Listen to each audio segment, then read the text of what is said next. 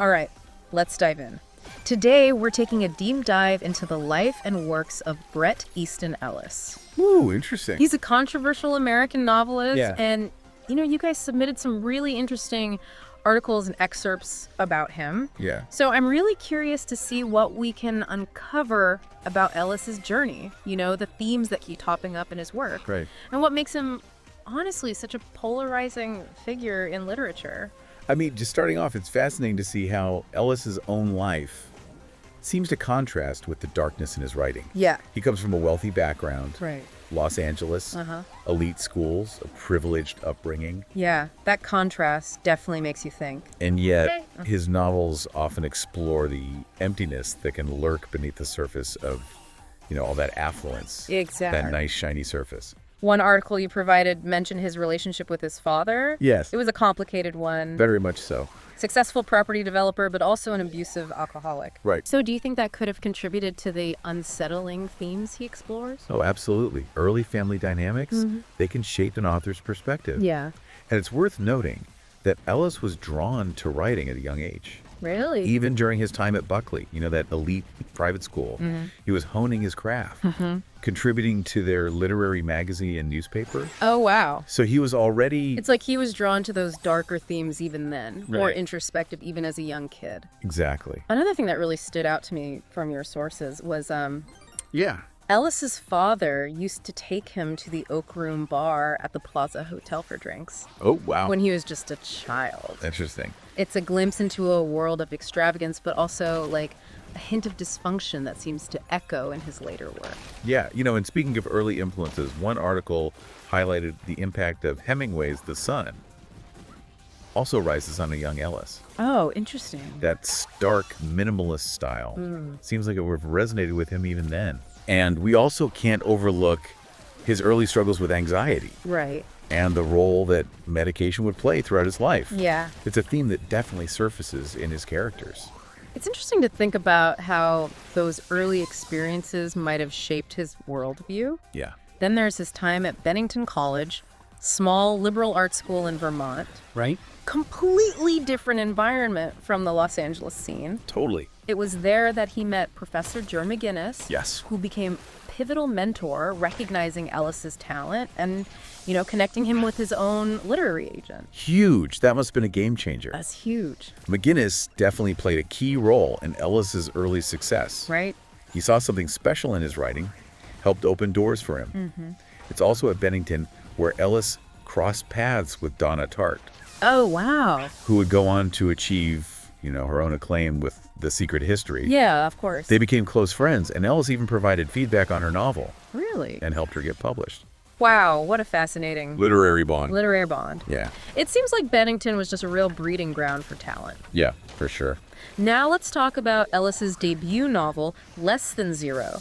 Published when he was only 21, Wow, so young. an immediate success, critically and commercially.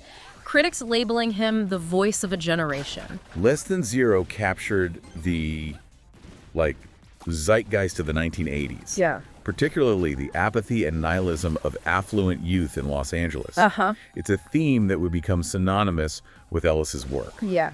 But here's where it gets interesting.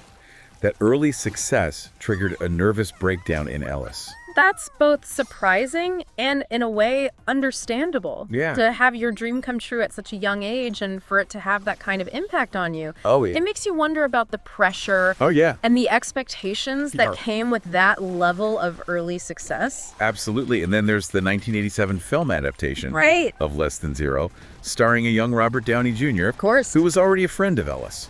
Interesting. They even had a connection later on when Ellis provided an alibi for Downey's then girlfriend, Sarah Jessica Parker, Oh, wow. during a difficult time in Downey's life. So it's like life was imitating art Yeah. with these real life dramas playing out alongside the fictional ones. For sure. Now, speaking of the 1980s literary scene, we have to talk about the literary Brat Pack. Yeah. Which included Ellis, Jay McInerney, and Parmigianowicz. Mm-hmm. These young authors were making waves with their work and their off-page antics, Right. often mirroring the excesses of the era they were chronicling. They were the embodiment of 1980s excess. Yeah. Pushing boundaries, blurring the lines between art and life. Right. And their relationships weren't always smooth sailing. No. Ellis even incorporated one of McInerney's characters into American Psycho as a torture victim, Oh, wow. seemingly as an act of literary revenge. What a way to settle a score. Right. And speaking of American Psycho, Oh, here we go. let's delve into the controversy surrounding that novel. It was a cultural bombshell. For sure. With its graphic violence and its chilling protagonist, Patrick Bateman, Right. Wall Street yuppie who is also a serial killer. The juxtaposition is wild. Yeah. The contrast. The book sparked outrage, protests, and even death threats directed at Ellis himself. American Psycho really hit a nerve. Yeah.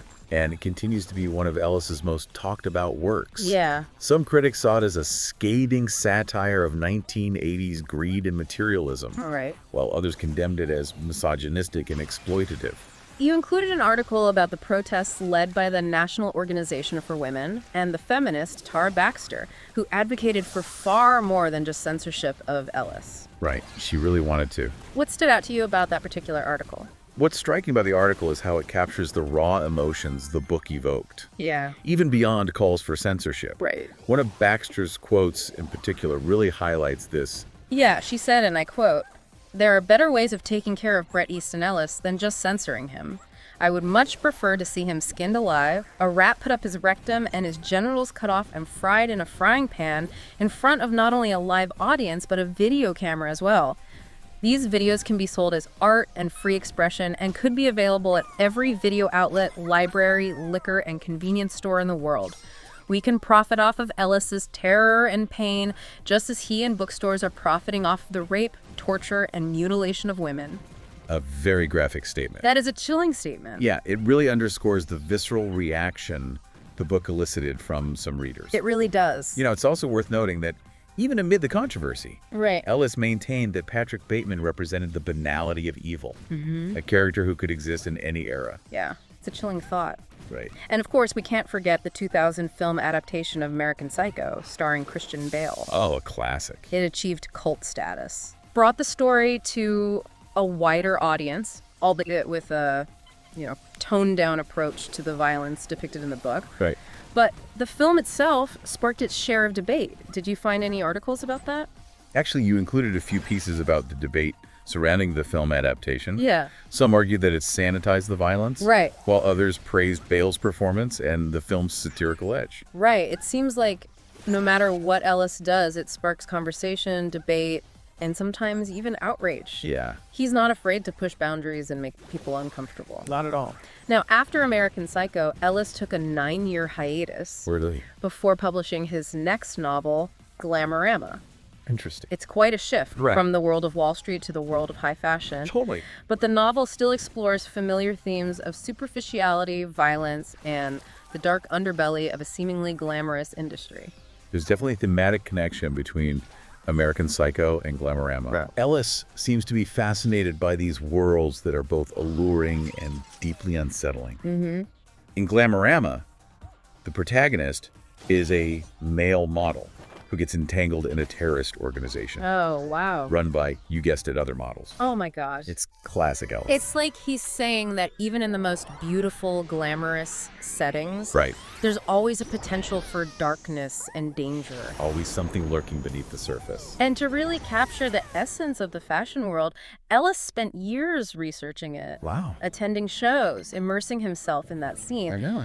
It's clear that he's dedicated to accurately portraying these worlds. Yeah. Even if it's through a dark and satirical lens. Right, that dedication to research is evident in his writing. Yeah. He's able to create these incredibly detailed and believable worlds, even when they're populated by characters who are often larger than life. Right. And that's what makes his work so compelling. Yeah. It's both familiar and strange, alluring and repulsive. Absolutely. Yeah. Yeah, it's that tension, Yep. Between beauty and darkness. Right. Between like attraction and repulsion. Yeah. That seems to define Ellis's work. Definitely. And in his later novels, Lunar Park and Imperial Bedrooms, he takes this fascinating turn toward the metafictional, Interesting. blurring the lines between reality and fiction even further. Oh, wow. In Lunar Park, you'll find Ellis grappling with very specific anxieties, Yeah.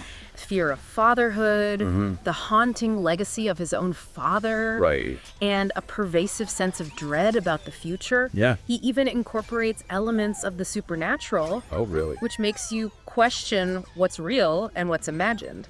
Wow. It's like he's inviting us into his mind, Yeah. but we're never quite sure if we're getting the whole truth. Lunar Park is definitely a departure for Ellis, Yeah. but it's also a continuation of his exploration of identity and the search for meaning. Right. And you're right, that metafictional element is key. Yeah. It's like he's playing with our expectations, challenging us to figure out what's real and what's not. Yeah. And in a way, that's a reflection of our own media-saturated culture, right. where reality and fiction are constantly colliding. You also included an article about Ellis's own struggles with addiction, particularly heroin. Yes, a very dark chapter. Do you think that experience might have influenced his writing process, like his creative impulses? Well, addiction is a theme that runs through many of his novels. Yeah. And it's certainly possible that his personal experience with addiction has shaped his work in profound ways, Right. It can alter perception, distort reality. Right. And that's something Ellis explores often. Yeah. The ways in which our minds can deceive us, the fragility of truth. It's interesting to think about how addiction might fuel creativity, Yeah. but also how it can lead to those unreliable narrators that we encounter in so much of Ellis's work, Right. leaving us constantly questioning their accounts of events. Exactly. We're never quite sure who to believe. What's real and what's imagined. Right. And that ambiguity is part of what makes his work so challenging and thought-provoking. It's like he's saying that truth is subjective, Yeah. that reality is fluid. And Imperial Bedrooms, his 2005 novel, Yeah. acts as a sequel to Less Than Zero, Interesting. revisiting those themes of disillusionment and detachment, but decades later. Oh, coming full circle. It's like he's come full circle, Right. exploring the same characters and themes, Right. but with a deeper understanding of the complexities of life and the passage of time. There's a sense that Ellis is grappling with his own legacy in these later works. Yeah. Exploring the public's perception of him as this controversial figure. Yeah. Those metafictional elements become even more pronounced, Right. as if he's commenting on his own role as an author, as a creator of these dark and disturbing worlds. And then there are his forays into screenwriting. Oh, yeah. He was involved in the adaptation of The Rules of Attraction, a film directed by Roger Avery, which also featured James Van Der Beek, Jessica Biel, and Kip Pardue. A great cast. Did you happen to include anything about that film in your stack? I believe you did. Okay. One of the articles mentions Ellis's frustration with the adaptation process. Yeah. Specifically, the studio's interference and how they softened some of the novel's more controversial elements. That's understandable. Yeah. It's always a challenge to translate a book to the screen, especially when it deals with such challenging subject matter. Absolutely. But he also wrote the screenplay for The Canyons. Right. That one stirred up its own share of controversy, It did. both for its content and its troubled production. The Canyons is a fascinating case study. It is. It was directed by Paul Schrader, Oh, wow. a legend in independent cinema, and starred Lindsay Lohan Oh, yeah. and adult film actor James Dean. Interesting. The film was independently financed and made on a shoestring budget, Really? but it attracted a lot of attention because of the personalities involved. Right. And the behind-the-scenes drama. Sounds like a train wreck you can't look away from. One more interesting tidbit from the sources you submitted. Okay. Ellis also adapted Molly John Fast's debut novel, Normal Girl, for the screen. Interesting. Her writing has been compared to his in terms of exploring excess and dysfunction among young, privileged characters, Right.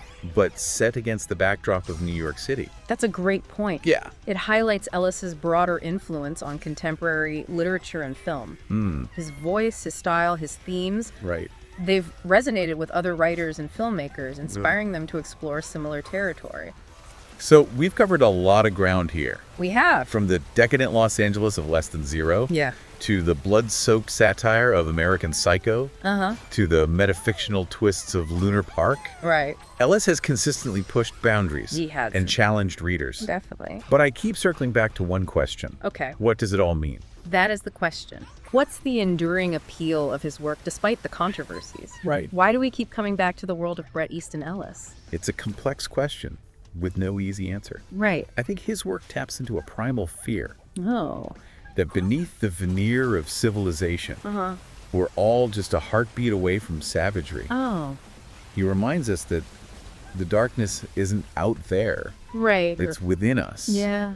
And maybe by confronting that darkness in fiction, we can better understand and navigate it in our own lives. It's interesting how Ellis has been both embraced and vilified. Yeah. Labeled a genius and a misogynist. Right. He seems to revel in that ambiguity. He does. That refusal to be easily categorized. What are your thoughts on that? He's certainly not afraid to provoke, No, he's not. to make people uncomfortable, and I think that's part of what makes him such a compelling figure. Yeah. He forces us to confront the darker aspects of our society, the things we might prefer to ignore. Exactly. And he does it with a very specific style. Yeah. A kind of detachment that can be both alluring and repulsive. Right. He's a master of creating these beautifully written sentences that describe horrifying acts, Yes. which makes the impact even more jarring. His style is definitely part of his appeal. Yeah. He has this ability to make the grotesque seem almost beautiful, Right. the mundane seem profound. Yeah. It's like he's turning our perceptions upside down, forcing us to see the world in a new light.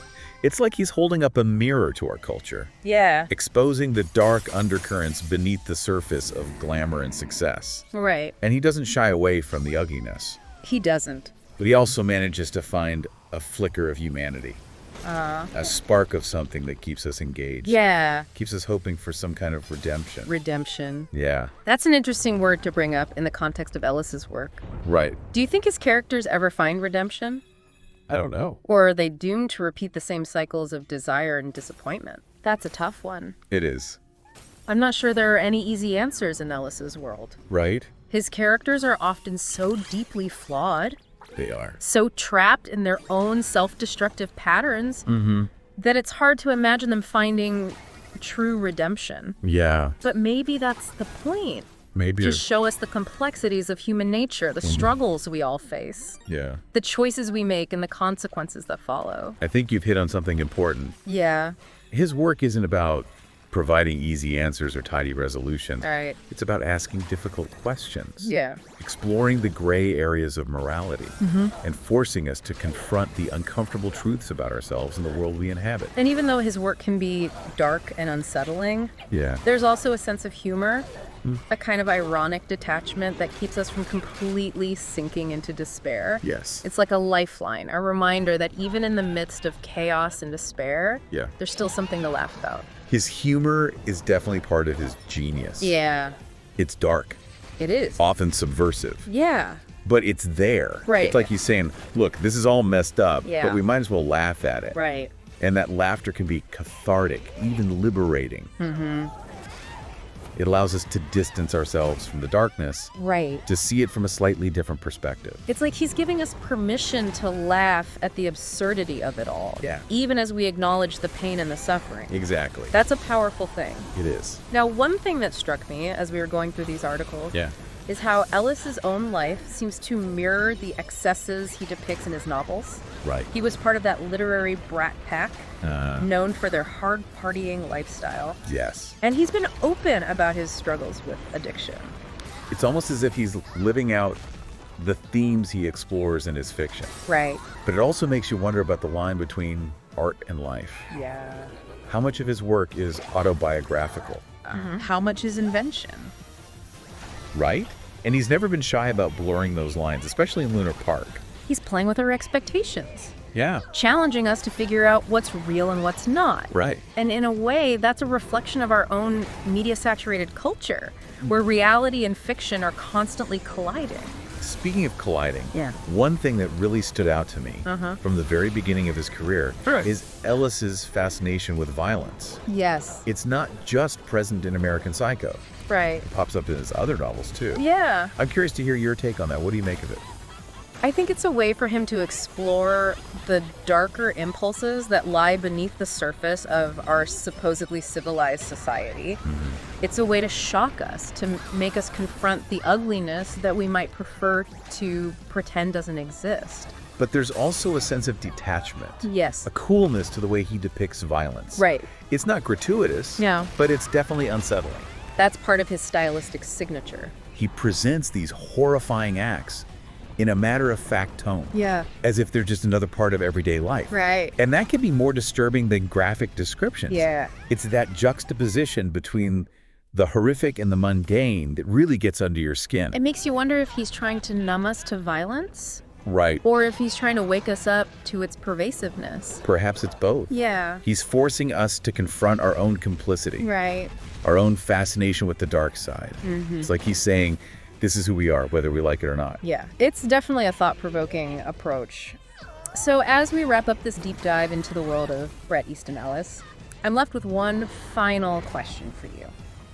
What do you think it is about his work that continues to fascinate readers? Even those who, find it disturbing or controversial. I think there are a few key elements at play. His writing has this raw, visceral quality that's hard to ignore. It gets under your skin, stays with you long after you finish reading. Yeah, it's like he's tapping into something primal, something unsettling, that resonates deep within us even if we don't want to admit it. Exactly. He forces us to confront those uncomfortable truths about ourselves and the world we inhabit. And he does it with a dark humor and sharp wit that make it almost impossible to look away. It's that blend of darkness and humor, of social commentary and psychological insight. That makes his work so unique and unforgettable. He's not afraid to explore the shadows, to show us the ugliness that lurks beneath the surface. And I think for some readers, that's cathartic. It's a way to confront those darker impulses, to explore those taboo subjects in a safe space. It's like he's giving us permission to think the unthinkable, to feel the unfeelable. It's interesting that even though his work can be so bleak, it's often described as stylish, even beautiful. He's a master of language. Yeah. He can craft these exquisite sentences that describe the most horrific acts. And somehow it works. It's unsettling, but it's also undeniably compelling. It's the paradox of Bret Easton Ellis. He repels and attracts, disturbs and fascinates, all at the same time. He's a complex figure, and his work reflects that complexity. It's not for everyone, but for those who are drawn to it, it can be a profound experience. So what would you say to someone who's curious about Ellis's work, but hesitant to dive in because of the controversy? I'd say approach it with an open mind. Be prepared to be challenged, to be uncomfortable, but also be open to the possibility of being surprised, even moved by what you find. And remember, art is subjective. What one person finds offensive, another might find insightful or thought-provoking. It's all about perspective. That's the beauty of literature. It allows us to engage with different perspectives, to explore different ways of seeing the world. And even if we don't agree with everything we read, that engagement can still be valuable. Well said. And on that note, we'll wrap up this deep dive into the world of Bret Easton Ellis. Thanks for providing such a fascinating collection of sources. It's been a wild ride. It's been my pleasure. And for those listening, remember, the world of literature is vast and varied. Keep exploring, keep challenging yourselves, and keep those minds engaged.